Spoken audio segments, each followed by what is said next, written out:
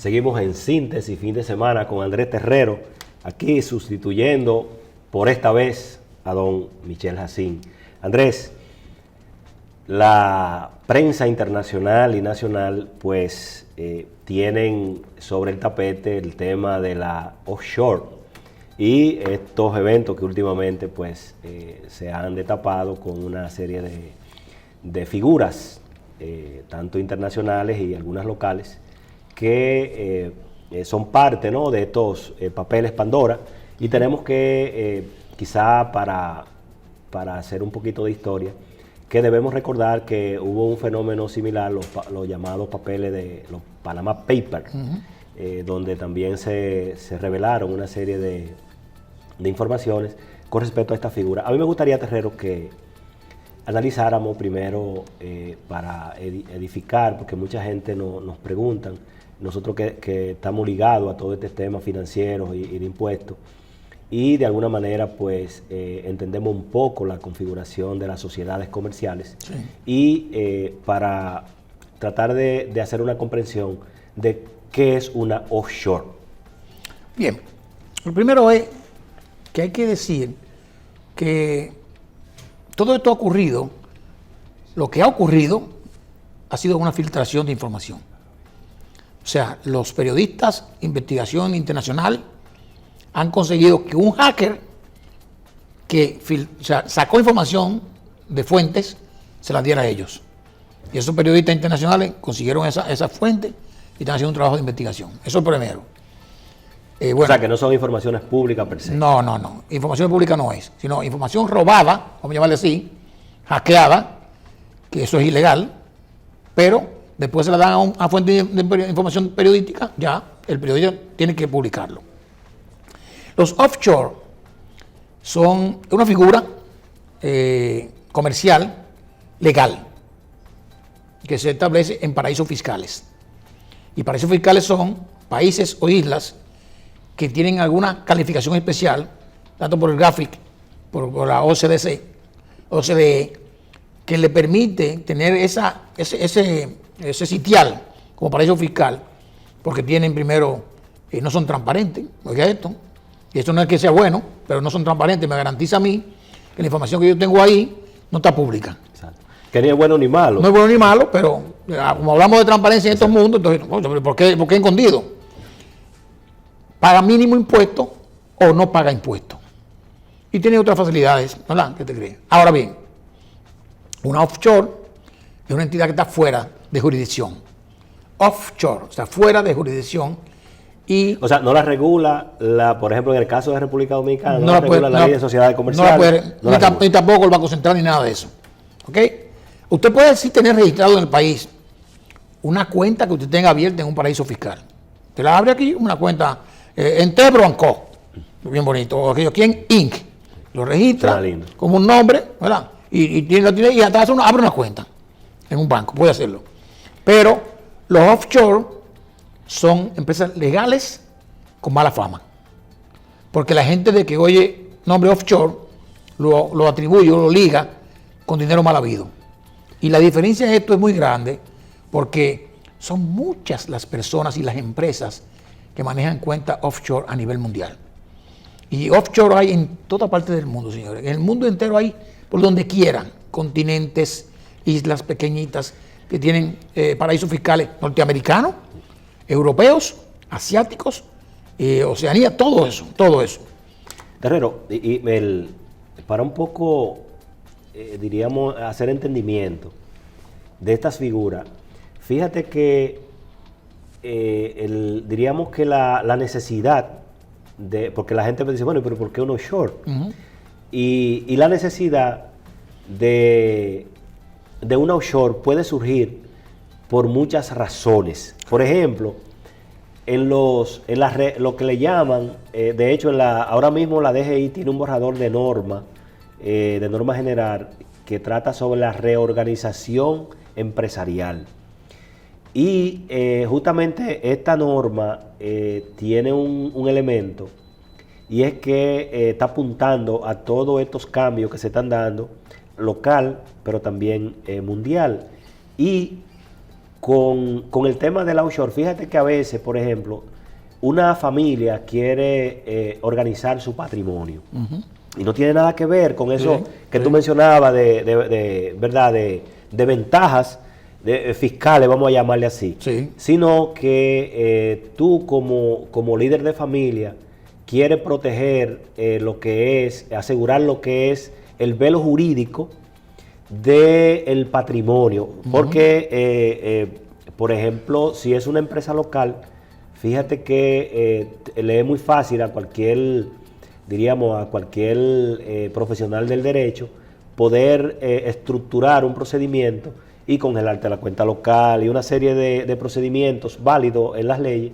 Sin embargo, cuando esa empresa o ese bien está en otra jurisdicción, hay que caminar una escalera para poder llegar hasta ahí. Y por eso te dejo para que entonces pueda hacer un recorrido de cómo se componen estas figuras societarias y que sus intereses pueden ser pagar menos impuestos, pueden ser cubrir el velo jurídico, pero también protegerse de una devaluación. Y también, Terrero, tomar en consideración que lo bueno o lo malo de utilizar un vehículo societario que se llame offshore va a depender de cuál sea tu intención. Porque si tu intención es ocultar activos, ocultar patrimonio ilícito o delinquir a través de esos vehículos societarios, entonces la figura ahí no es buena. Exacto. Pero y tú mencionabas ahorita algo muy, muy interesante. Fíjate que esas jurisdicciones, ¿por qué surgen las offshore en esas jurisdicciones? Terrero, porque esas jurisdicciones han creado leyes comerciales para que tú puedas constituir una compañía fácil, para que puedas mantener la compañía con pocos pagos. Por ejemplo, una sociedad panameña, una offshore panameña, pues tú pudieras, por ejemplo, estar actualizándola con menos de $3,000 o $4,000 o $5,000 anual. Y con las ventajas que si tú no transas operaciones en el país donde la offshore opera, pues entonces tú no tienes que declarar esos ingresos y solamente paga como una especie de impuesto. Mantenimiento. Entonces, yo pienso que también en aras, Terrero, de que esa figura no sea mal interpretada ¿verdad? Por el colectivo, hay que decir que la figura no es ilícita como mencionaba. Y ahora el tema es de si las personas, los socios de esas empresas son transparentes, sí o no, en las declaraciones entonces que ellos locales. Mira, interesante, y este programa es eminentemente educativo para tratar de un tema que se supone que todo el mundo conoce. Y yo digo todo el mundo porque yo creo que hay gente que no tiene ni siquiera escuela y ha oído la palabra offshore. En República Dominicana hace mucho tiempo que venimos hablando de esto, y cuando el tema de los bancos, recuerden, el tema de la quiebra bancaria, salió de que usted tenía una inversión en un banco, estamos hablando de los años 90, mucho antes, 80 y tanto, 90. Usted tenía una inversión en un banco, usted iba al banco físico localmente, entregaba un dinero, le daban un certificado y usted se llevaba el certificado. Y eso se llamaba, que si o qué, bank, NTA o NA. Y usted, bueno, eso se llama el banco que yo lleve el dinero, ¿verdad? Y después, cuando vino el escándalo de los fraudes bancarios, se dieron cuenta que esa entidad no estaba en la jurisdicción dominicana, sino le decían, no, eso está en un offshore. Y ahí el Banco Central tuvo que decir, bueno, quien tiene inversión en esta entidad y está en una cuenta offshore, o sea, así para que la gente entienda, nosotros no tenemos que garantizarlo, porque está fuera de la jurisdicción. Porque la Ley Monetaria y Financiera establece un certificado de garantía hasta 500,000 pesos, si mal no recuerdo, que no se han indexado nunca, para la pérdida que tengan las personas inversiones en entidades financieras. Como eso está en jurisdicción offshore, no podía calificar. Ahí la gente lo conocía. Por eso fíjate que en ese momento, para la gente que tuvo ese problema, la offshore es mala. ¿Verdad? Sí. Para esa persona es mala. No, yo no quiero saber de eso. pero realmente no era mala. Malo es lo que hubo, o que hizo el vehículo, el uso de ese vehículo, que hicieron eso, cuando ese dinero llegó a esa jurisdicción offshore, que realmente estaba, vamos a suponer, en Gran Caimán, pero usted iba a Gran Caimán, al lugar físico, y no estaba esa entidad ahí, sino que estaba en una gaveta en la República Dominicana. Entonces, Terrero, me gustaría en ese mismo punto aprovechar, ¿cómo tú ves entonces toda diríamos, esta rigurosidad que establece entonces la ley 155-17 de lavado de activos con respecto al beneficiario final, que es un tema entonces que es muy vinculante a las figuras del offshore? Porque recuerda que el offshore no necesariamente tu figura como accionista, tú puedes tener un director que es el que te representa a ti, y cuando van a buscar en la isla Caimán, por ejemplo, una empresa que se entiende que es de Andrés Terrero, pues entonces aparece que el director es Basilio Sánchez, y no hay manera de llegar a Andrés Terrero, que es el beneficiario final. Que es el beneficiario final. Eso es importante, Basilio, porque eso ya ha cambiado, o ha comenzado a cambiar. Y es interesante por lo siguiente, porque ahí faltó quizá explicar un punto. ¿Cómo se origina una cuenta offshore? Si yo estoy aquí en República Dominicana, tengo que ir a Gran Caimán, o a Islas Vírgenes, o a Delaware en Estados Unidos, o otro en Guam, o donde fuere. No, aquí esas compañías, como tú dijiste, se compraban fácil. Valían $2,000, $3,000, los abogados, los bufetes de abogados compraban compañías de esas. Muchas compañías activas en los bufetes de los abogados, y los abogados decían, y uno sabía, mira, necesito una offshore, ¿la tienes? Y la publicaban en internet. Claro. Tengo compañías disponibles, tanto dominicanas como extranjeras. Entonces, mira, yo quiero una compañía de esa, ¿cuánto vale? Bueno, te vale $5,000. Ok, y entonces, ¿quiénes son los representantes? Fulano, fulano y fulano. Y mucho que tú dices, le daban la representación a esos abogados, a esos bufetes, o a empleados de los abogados, que aparecían eso como directores, que no era de beneficiario final, porque eso realmente estaban detrás. Era un prestanombre. Exacto, estaban en un prestanombre, como debajo de un velo de que aquel no quiere aparecer con su nombre. Y muchas veces inclusive aparecían al portador.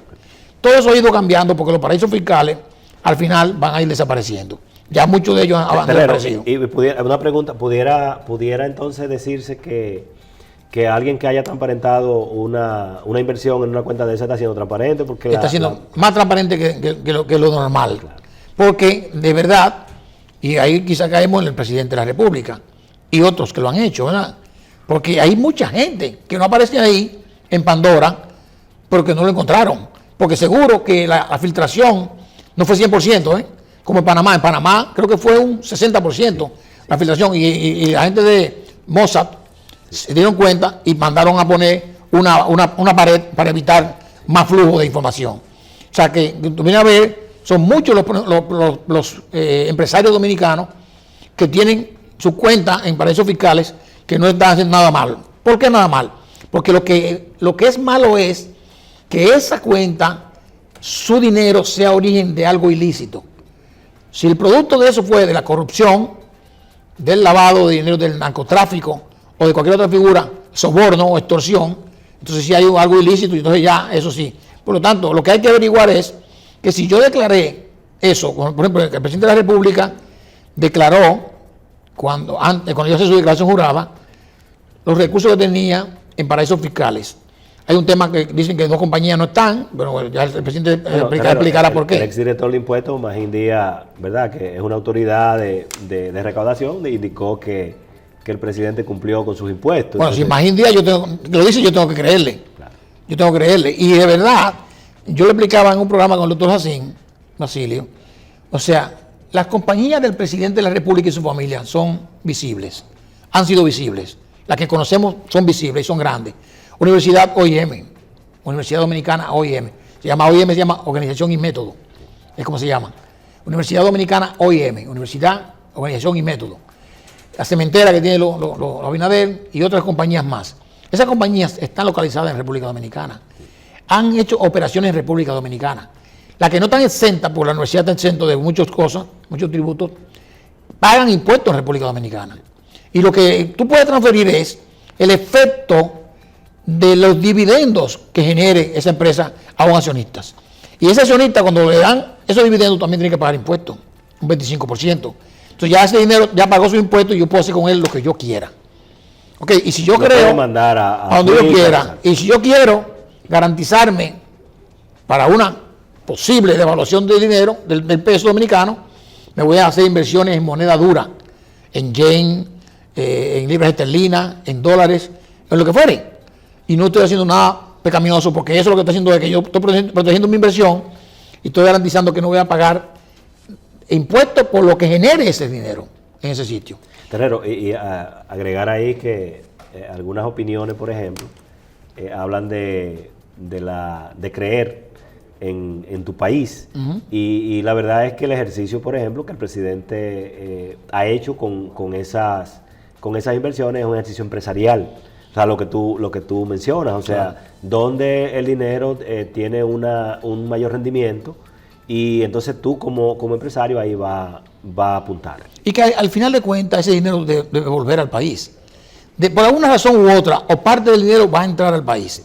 Es como, por ejemplo, brevemente antes de la pausa, los hoteles, los hoteles en la República Dominicana que tenían incentivos por la ley de turismo, pero también tenían, en algún momento había restricción por el tema de las divisas aquí. Sí. Y lo que hicieron los hoteles en ese momento fue que constituían una compañía fuera, que era el enlace entre los tour operadores y el hotel en local en República Dominicana. Y eso sí era evasión. Pero oye bien, ¿qué es lo que hacían? Para no disfrazarlo, para que no pareciera evasión, se ponía lo siguiente. Esa compañía que yo constituía en Estados Unidos o en un paraíso fiscal, pero estaba radicado en Estados Unidos, pero en un paraíso fiscal, era el que vendía los paquetes hoteleros a los tour operadores. Se quedaba todo allá. Entonces después que vendía al tour operador, entonces le negociaba con el hotel de República Dominicana. Y decía, le vendía al tour operador a $100 la noche para poner la cabeza en la almohada, solamente para poner la cabeza en la almohada $100, pero mi contrato con este hotel es por $45. Lo que quiere decir que esa persona o esa entidad se quedaba con $55 en los Estados Unidos en una cuenta de paraíso fiscal que sí estaba evadiendo impuestos. Una operación dominicana. Una operación dominicana, netamente dominicana. Sí, sí, porque $65 no te cuesta poner la cabeza en la almohada, ¿verdad? Y muchas veces era todo incluido. Correcto. O sea, que era para poner la cabeza en la almohada, para beber, comer y hasta el sanquipanqui se lo incluían. ¿Okay? Todo. Entonces ahí sí hay una operación que es no lícita. Sí, de ocultamiento. De ocultamiento.